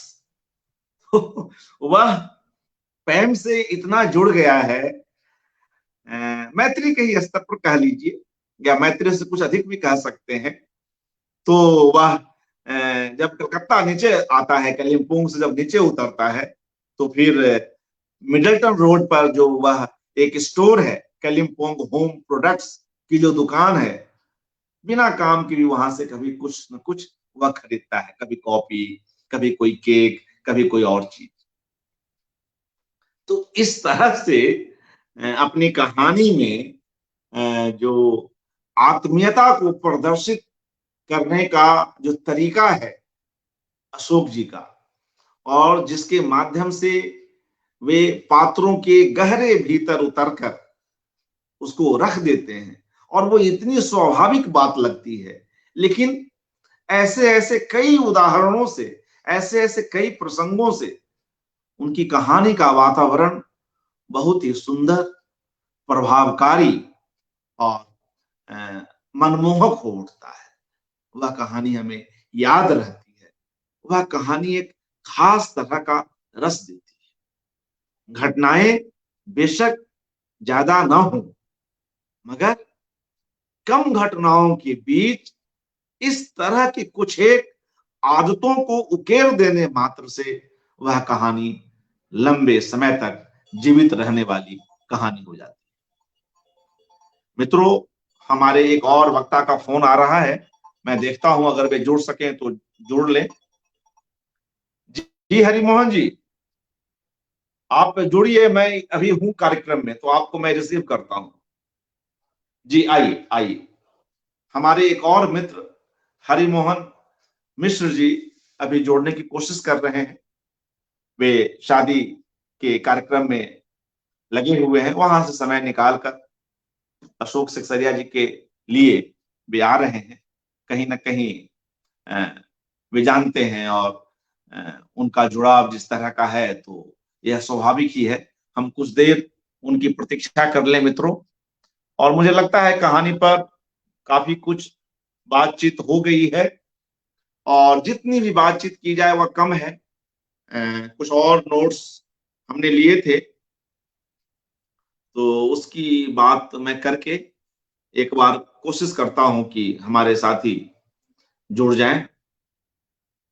तो इस तरह से मित्रों, अशोक सिकसरिया जी का जो कहानीकार है वह अपने आप में अद्भुत है। और कई बार दुख भी होता है कि वे और ऐसी कई कहानियों को रच सकते थे, लेकिन जब कई तरह की व्यस्तताएं हों, आदमी स्वयं को ही लेकर निरंतर संशयशील हो, तो कई बार वह कम भी लिखता है। मगर इस कम लिखे हुए में भी लेखकी संग्रह की ये तमाम कहानियां यादगार कहानियां हैं। इस बीच हमारे जो साथी इस कार्यक्रम से जुड़े हुए हैं, मैं एक बार उनके नाम ले लूं और कुछ देर प्रतीक्षा कर लेता हूं कि हरिमोहन जी जुड़ जाएं। मित्रों, राम कुमार तिवारी जी, अलका सरावगी जी, सरोज कौशिक जी, किरण कुमार मोदक जी, चंद्रकला त्रिपाठी जी, केपी शाह जी, रूपा सिंह जी, शिवानंद तिवारी जी और तमाम मित्रगण जुड़े हुए हैं। शिवानंद तिवारी जी की प्रतिक्रिया आ रही है, जब उस समय वे लिख रहे थे, मैं भी हाजिर हूं, सुन रहा हूं। एक बीमार कुत्ता की कहानी, संभवतः दिल्ली रहने के दरमियान लिखी गई होगी। काफी पहले पढ़ी थी, लेकिन उसका प्रभाव अभी तक मेरे मन पर है। जी, वो जो रामू वाली जो कहानी है, वह भी मित्रों एक जिसकी बात शिवानंद जी कर रहे हैं, अपने आप में एक महत्वपूर्ण कहानी है और बड़े ही रोचक तरीके से उस कहानी को अशोक जी ने बुना है। क्योंकि दो लोग हैं, दो दोस्त हैं और दो दोस्त उस कुत्ते का नाम अलग अलग रख देते हैं। और कभी एक दोस्त उसको पुकारता है तो वह आधे रास्ते से दौड़ता हुआ इधर आता है, लेकिन जो दूसरा दोस्त है जो उस तरफ खड़ा है, जब उसे जो उसने नाम दिया है उस कुत्ते का, उस नाम से पुकारता है तो वो उधर जाता है। और इस तरह से वह कुत्ता परेशान होता है। और अशोक सिकसरिया उस कहानी में लिखते हैं कि हम लोग इस खेल को 15 मिनट 20 मिनट तक करते थे, जब तक कि हम लोग न थक जाएं या जब तक कि वह कुत्ता न थक जाए। और फिर एक दिन ऐसा आता है कि नायक का जो पिता है वो बीमार हो जाते हैं और फिर उसे जाना पड़ता है सामान के साथ, और वह कुत्ता बहुत दूर तक उस व्यक्ति के साथ चलता है। और बाद में वह कहता है उस कुत्ते से कि मैं लौट कर आऊंगा, लेकिन जब वह लौट कर आता है तब तक उस कुत्ते को कमेटी वाले लेकर कहीं और चले जाते हैं। तो एक बेहद भाव प्रवण कहानी, और वह कहानी भी अपने रचाव में महत्वपूर्ण है।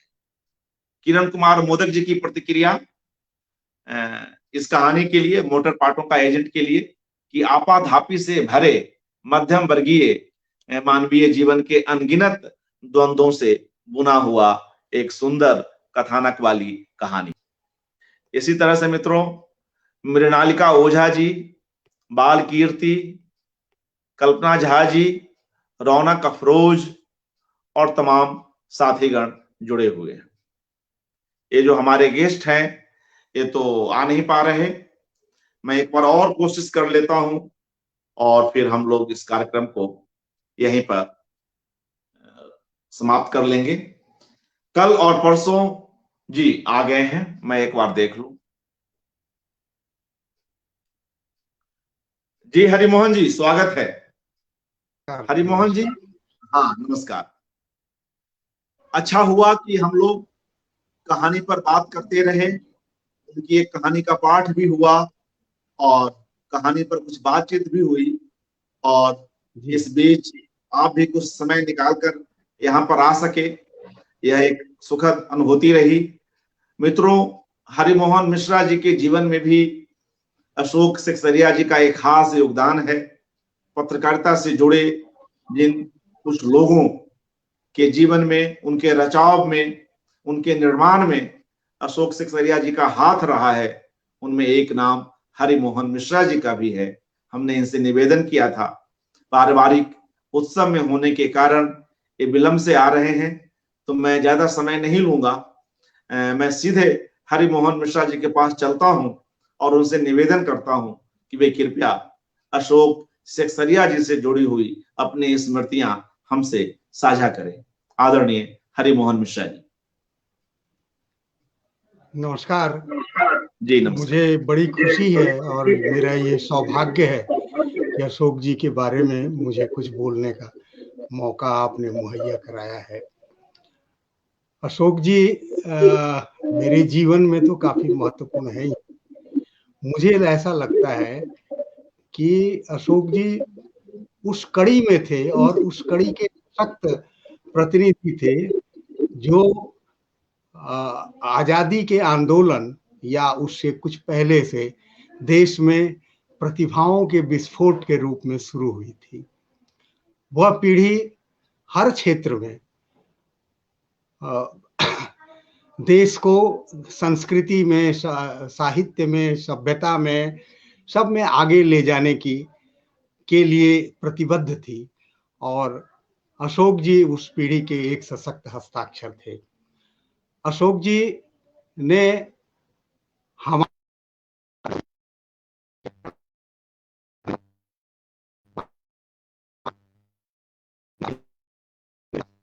जी अपनी बात रखें। हरिमोहन जी माइक को हाँ माइक को अनम्यूट कर लें। जी जी बोलें।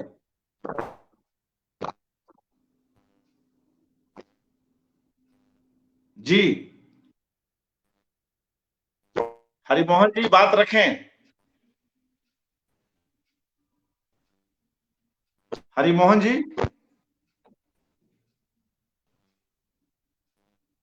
बोलें, आवाज आ रही है।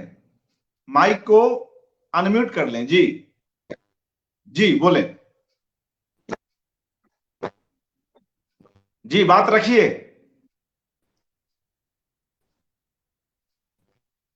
हरिमोहन जी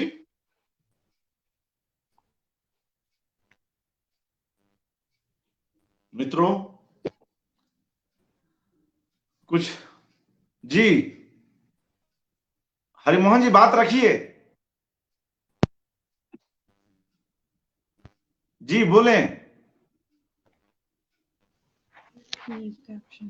आवाज नहीं आ रही।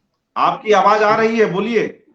अच्छा हाँ, आ अशोक रही जी है, से जी बोलें।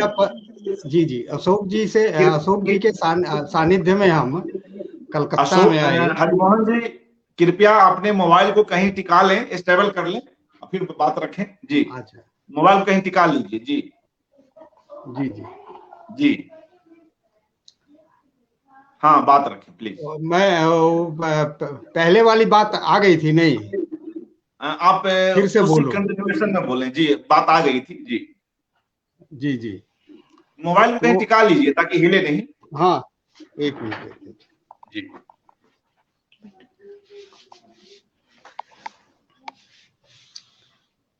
हाँ ठीक है, बस अशोक मोबाइल को जी टिका से मेरा लीजिए। परिचय जी, हाँ अशोक जी के सानिध्य में मैं कलकत्ता में आया। कलकत्ता में ही मेरी पढ़ाई लिखाई हुई है।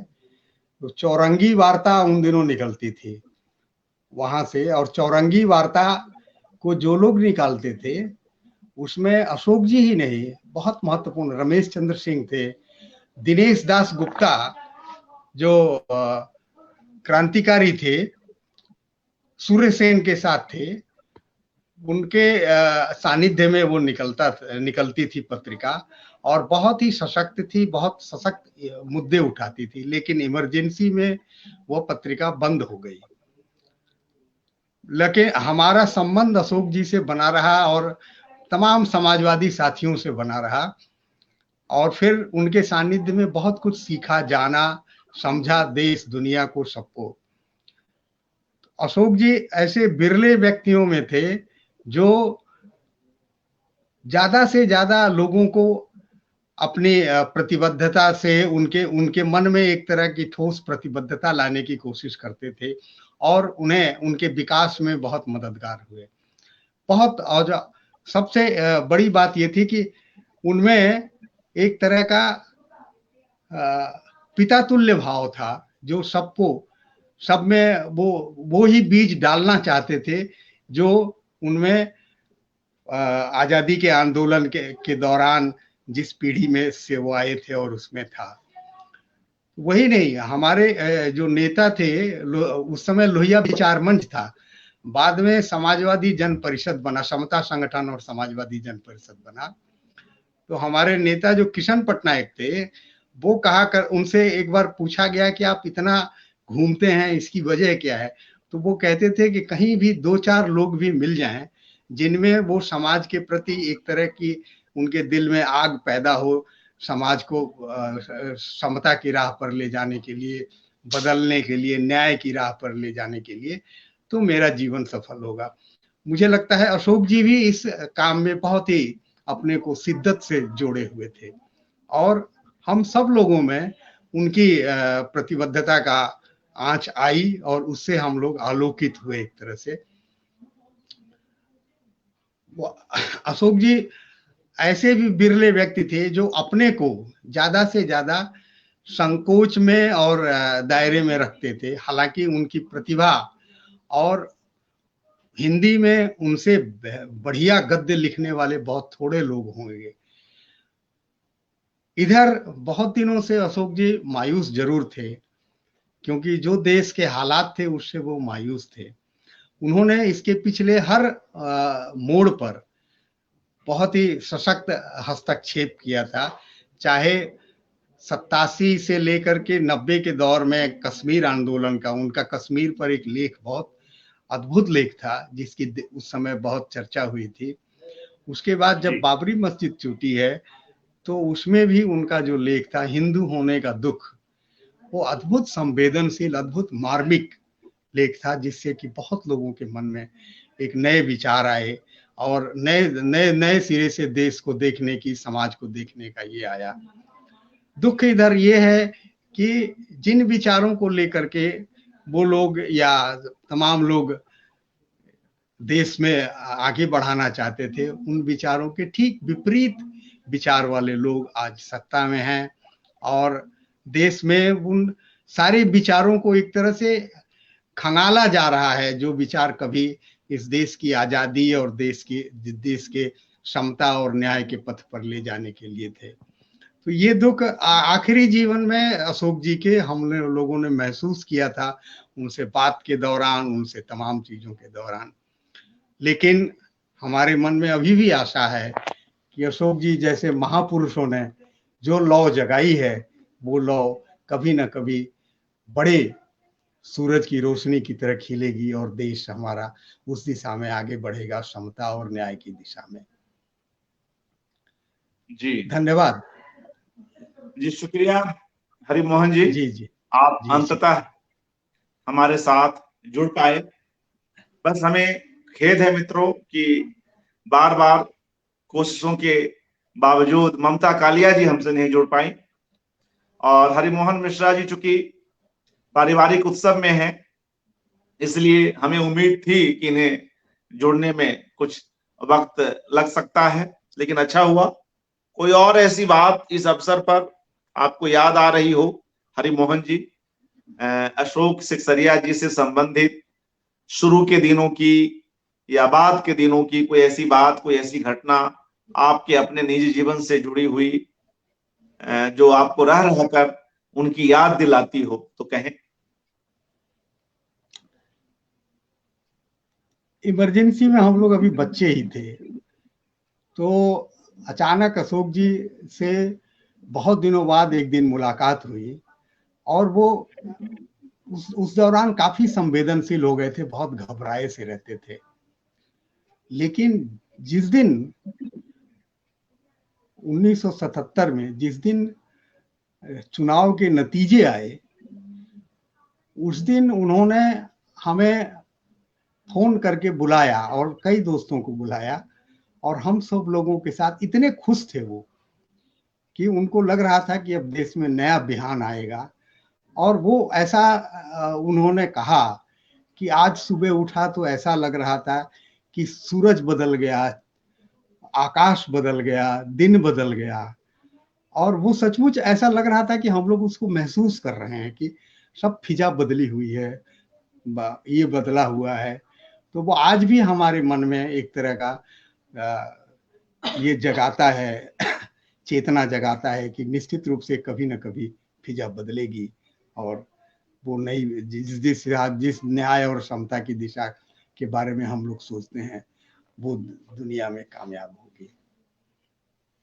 जी जी, तो अच्छा लगा आप आए, और हमारी कोशिश यही रही हरिमोहन जी कि हम इस एकाग्र में उनके साहित्य पर, उनकी वैचारिकी पर और उनकी राजनीतिक सक्रियता पर बातचीत कर सकें। इसलिए अलग अलग क्षेत्रों के लोग आए, पत्रकारिता से भी, साहित्य से भी, राजनीति से भी। कल भी हमारे 2 वक्ता बोलेंगे और परसों हम लोग इस एकाग्र को समाप्त करेंगे। जी। कई मित्रों के नाम हमने पूर्व में लिए, और कुछ मित्र जो हमसे जुड़े हुए हैं उनमें अरविंद मोहन जी, पूनम सोन छात्रा जी, आशीष सिंह जी, प्रभा मिश्रा जी, हितेंद्र जी, अंशुमति, मिथिलेश जी, अष्टभुजा शुक्ल जी, सत्यनारायण जी, जगदीप सिद्धू जी, नरेंद्र कुमार जी, जेवा आलवी, नरेश अग्रवाल, रति सक्सेना, कश्मीर उपल, अमरजीत यादव और निधि चोपड़ा और लोग जुड़े हुए हैं। हम लोग काफी देर से इस कार्यक्रम को कर रहे हैं और आज भी अशोक जी के अलग अलग पक्षों पर चर्चा हो सकी। हरिमोहन जी, कोई और बात याद आ रही हो तो कहें, या फिर इस कार्यक्रम को समाप्त किया जाए? समाप्त किया जाए, ठीक है। जी जी, ठीक है। बहुत बहुत शुक्रिया तमाम मित्रों का, आपका भी, कि आप अंततः जुड़ सके। हार्दिक आभार। शुभ रात्रि। बहुत धन्यवाद।